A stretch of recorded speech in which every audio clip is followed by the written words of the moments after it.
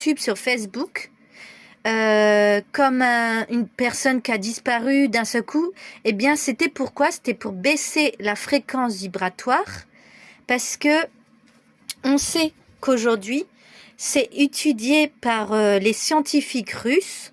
Il y a un appareil qu'ils utilisent pour voir l'amplification de ton aura.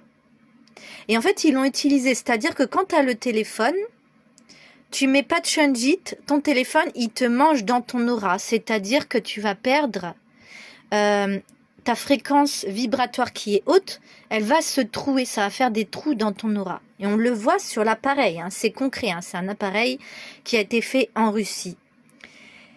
Et quand tu mets la shunjit, par exemple, la shunjit, c'est vraiment puissant, c'est une pierre et je t'invite à aller là...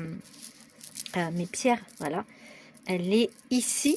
Je t'invite vraiment à avoir des pierres, la shunjit, parce que ça permet contre les ondes électromagnétiques et elle est encore en train d'être étudiée par la Russie parce qu'elle a des pouvoirs puissants. Elle a le pouvoir de purifier ton eau et elle a le pouvoir aussi de changer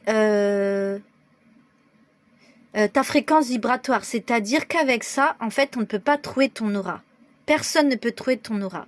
En fait, c'est-à-dire que comme dans l'univers, on a utilisé les appareils, par exemple les téléphones portables, j'ai dit, il y a le bien et le mal dans toute chose.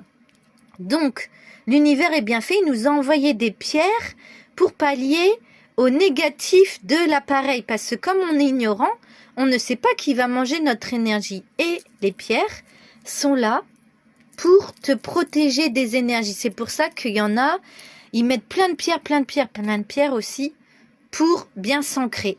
Mais la shunjit, ça te permet non seulement de te protéger contre les ondes électromagnétiques, de garder ta fréquence vibratoire intacte et de purifier ton eau. Donc, elle purifie les eaux. C'est-à-dire que si tu mets la shunjit dans ton eau, moi, je l'ai expérimenté, l'eau est super bonne.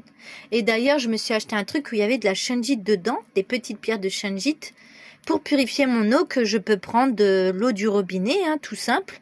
Et en fait, dans un bocal, et tu mets des petites pierres de shunjit, et tu vas voir comment ton eau va être limpide, alors qu'elle peut être calcaire, elle mange tous les détritus négatifs. Donc voilà.